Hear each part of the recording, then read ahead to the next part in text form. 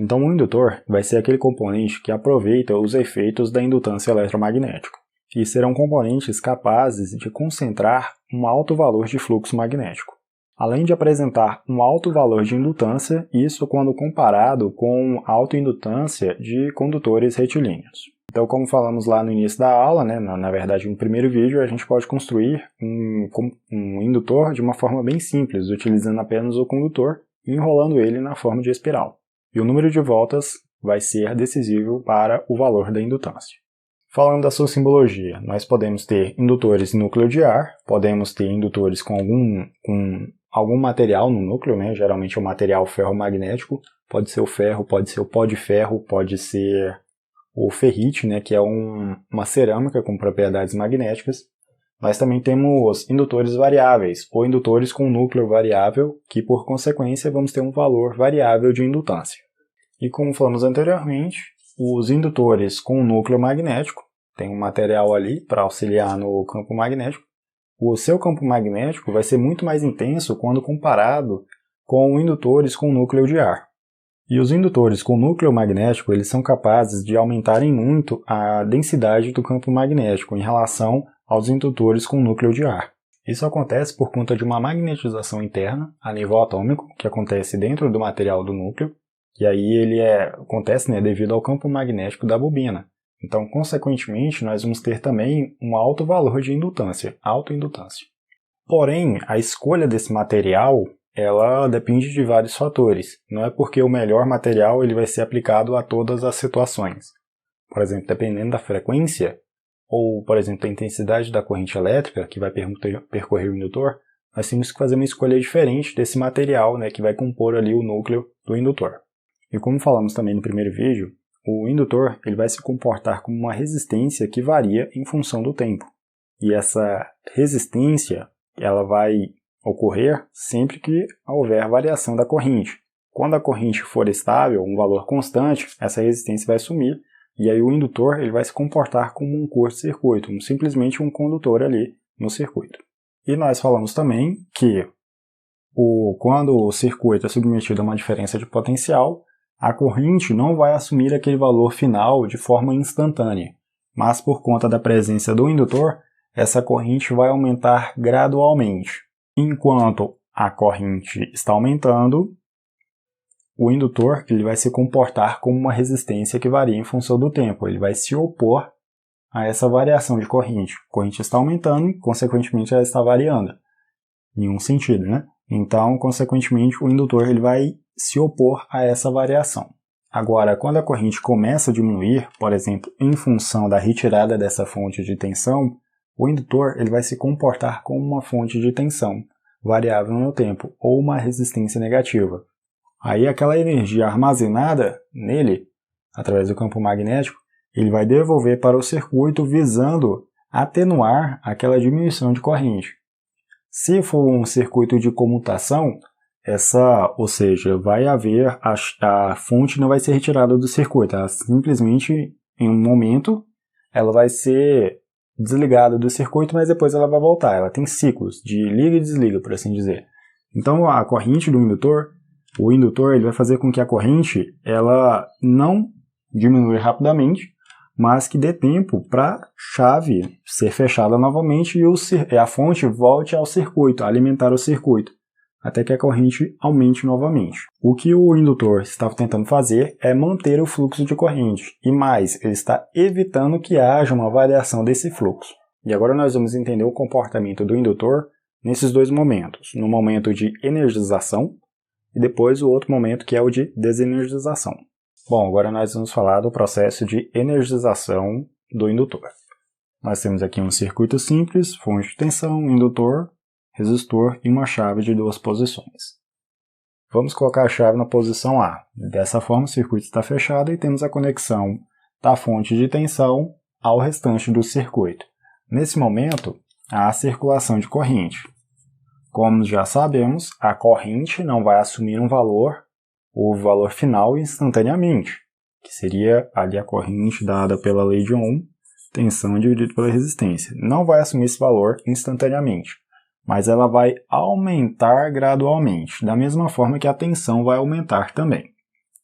Nesse momento que a corrente está aumentando, de qualquer forma ela está variando, o campo magnético está aumentando. E outra coisa, nesse momento que há o aumento de corrente, nós dizemos que o indutor ele está transformando aquela energia elétrica em campo magnético. Ou de outra forma, o indutor está armazenando energia na forma de campo magnético. E por conta dessa variação do campo magnético, nós temos uma variação do fluxo magnético, conforme nós falamos lá na lei de Faraday. Então, consequentemente, nós vamos ter uma diferença de potencial, né, provocada ali pelo aumento, né, e pela variação da corrente elétrica, que vai ter a variação do fluxo magnético, por exemplo. Porém, consequentemente, a variação do fluxo magnético, nós temos o quê? Uma força eletromotriz induzida. Então, que vai se opor a essa variação, a essa tensão de alimentação. Então, ela vai ter uma polaridade oposta à polaridade da fonte de tensão. À medida que esse campo magnético aumenta, e nesse intervalo aqui, enquanto a corrente não atingiu o seu valor estacionário, o campo magnético ele está aumentando ou expandindo. Então aqui as suas linhas de campo magnético, considerando aqui o sentido, né, estão aumentando. Aqui acompanhando, fazendo com que aqui é o condutor, né, e a corrente está saindo aqui do plano. Esse campo magnético está aumentando, está expandindo, consequentemente, né, por conta dessa variação, desse valor, nós vamos ter o quê? Uma força eletromotriz induzida, que vai ter uma polaridade oposta à polaridade da fonte de tensão. Então ela vai se opor à fonte de tensão. À medida que a corrente vai atingindo o seu valor estacionário, o campo magnético vai parando de aumentar, de expandir. Ele vai atingindo um determinado valor constante. Ele vai assumir um valor constante, porque a corrente elétrica está assumindo um valor constante e a diferença de potencial também já atingiu aquele valor, né, o valor da tensão. Nesse momento, nós não mais vamos ter aqui uma força eletromotriz. O indutor, aqui a força eletromotriz, né, está na posição aqui do indutor. O indutor ele vai passar a se comportar simplesmente como um curto-circuito. Por isso que, ao final, a corrente em regime estacionário, a corrente, vamos dizer, estabilizada, vai ser equivalente à tensão dividido pela resistência, aqui no caso da carga. Esse aqui vai ser o valor final. Mas como é que a gente pode mensurar a corrente elétrica em um determinado momento que não seja o seu valor final? Nós temos a seguinte equação. Corrente elétrica, vou colocar assim, vai ser tensão dividido pela resistência, porém nós temos que considerar esse efeito exponencial. Então vamos ter 1 menos E na menos T dividido por tal. Esse tal vai ser a nossa constante de tempo, e ele é determinado pela indutância dividido pela resistência, medida em segundos. E aqui vai ser amperes. Essa constante de tempo aqui, ela é o tempo necessário para que a corrente atinja o seu valor, 63% do seu valor final. Então, após uma constante de tempo, por exemplo, após 5 segundos, a corrente elétrica vai ter assumido 63% do seu valor final.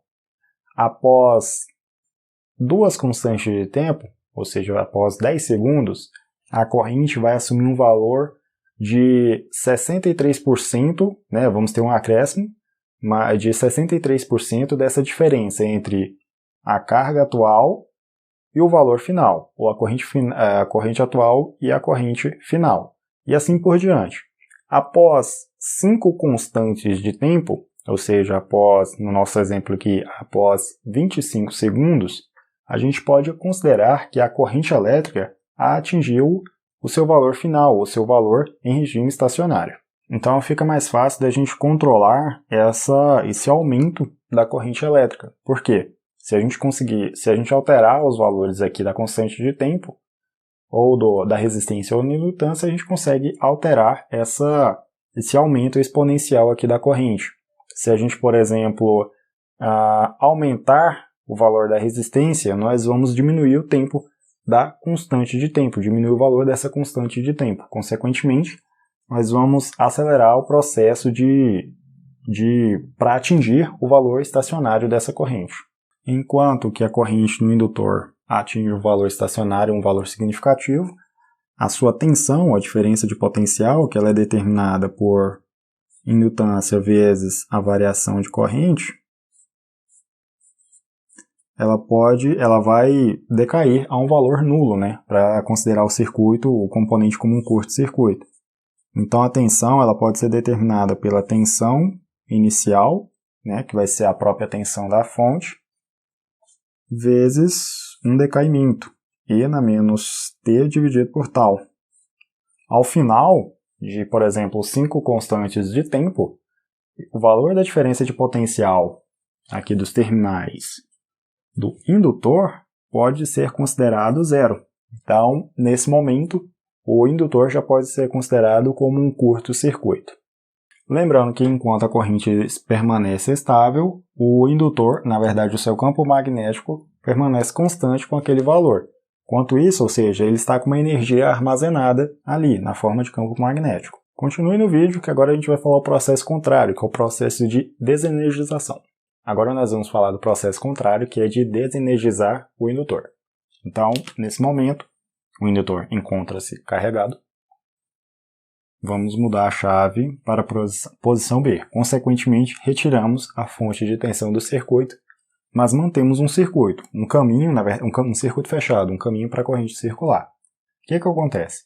Um dos pontos principais é que quando há essa mudança abrupta, a corrente que passa pelo indutor não pode mudar abruptamente. Se ela estava nesse sentido, ela vai continuar nesse sentido. A fonte principal foi retirada do circuito. O campo magnético do indutor ele vai entrar em colapso. Ele vai diminuir a sua força, ele vai diminuir o seu tamanho para devolver aquela energia antes armazenada para o circuito. Ele vai injetar aquela energia antes armazenada no circuito. O objetivo é evitar que a corrente sofra uma variação. Consequentemente, retiramos a fonte, a corrente tende a diminuir. Na presença do indutor, essa corrente vai diminuir de uma forma mais lenta, por assim dizer, dependendo também da constante de tempo. Então, a corrente ele vai diminuir. Enquanto há essa variação do campo magnético, vamos ter novamente uma força eletromotriz induzida. Porém, agora no sentido que seria ali o sentido na mesma direção da fonte de tensão. Uma força eletromotriz nesse sentido aqui. Perceba que agora o indutor, como falamos anteriormente, ele se comporta como uma fonte de tensão variável. Variável por conta da variação do fluxo magnético. E aí ele vai se comportar como uma fonte. Pela regra dos sinais passivos, né, a corrente sai pelo polo positivo. Então, por isso que também nós vamos ter uma mudança na polaridade do indutor, mas a corrente vai permanecer. A corrente não pode variar abruptamente no indutor. O que pode variar abruptamente? A sua diferença de potencial. E aí vai fazer com que haja a circulação de corrente nesse sentido, visando manter a corrente aqui para a carga desse circuito. Porém, como ele não é uma fonte propriamente dita, ele é simplesmente um elemento que armazena momentaneamente uma quantidade de energia, uma hora vai acabar. E aí, ao final, a corrente vai ser zero e a tensão também vai ser zero. A corrente final ela pode ser determinada pela seguinte equação. Temos a corrente inicial vezes esse decaimento aqui, que é exponencial. Constante de tempo, novamente, dividido por tal. Ao final de 5 constantes de tempo, a corrente do indutor pode ser considerada nula. Da mesma forma, a tensão também, por conta de não haver outra fonte, né, para alimentar novamente o circuito, a sua tensão também vai ser zero. A corrente no indutor pode ser determinada por essa equação aqui ou por essa aqui também, que vai dar na mesma, né? Opa, coloquei o valor. Na verdade é variável. Pode ser determinado pela tensão vezes a resistência. Porque a gente diz o seguinte, quando a gente está trabalhando com circuitos de primeira ordem, nós assumimos que a corrente inicial, no caso da desenergização, ela é equivalente, né, à tensão dividida pela resistência, porque naquele momento ali, Depois de um longo período, a corrente no indutor, o indutor na verdade é um curto-circuito e a corrente que passa por ele é simplesmente a tensão dividida pela resistência. Então, esse aqui vai ser o seu valor inicial, antes da chave ser aberta. Aí depois nós vamos ter o decaimento propriamente dito. Uma outra coisa muito interessante no processo de desionização é o seguinte: no momento que a chave é aberta, há uma desconexão, consequentemente a corrente vai a zero por conta desse movimento aqui, essa transição entre a posição A e a posição B da chave. Nesse momento que por exemplo, a chave está nessa posição aqui, ela não está nem conectada ao terminal A nem ao terminal B. Há uma diferença de potencial aqui muito alta, há uma fagulha, uma centelha elétrica aqui, porque o indutor ele está descarregando toda essa energia para evitar que haja variação de corrente. Então, se essa chave não for imediatamente conectada aqui ao terminal B, por exemplo, ela vai gerar uma fagulha, né, que vai ser, dependendo da quantidade de energia armazenada no indutor, vai gerar uma fagulha até visível. Porque ele está tentando fazer com que a corrente não diminua, não acabe a circulação de corrente. Então ele vai injetar toda a energia que ele tem disponível no circuito e aí vai gerar uma diferença de potencial muito alta aqui, porque ele está tentando evitar que essa corrente diminua. Bom, esse aqui foi o básico sobre circuitos de primeira ordem, então a gente já encontra uma aplicação aqui para os indutores. E é isso, até a próxima aula.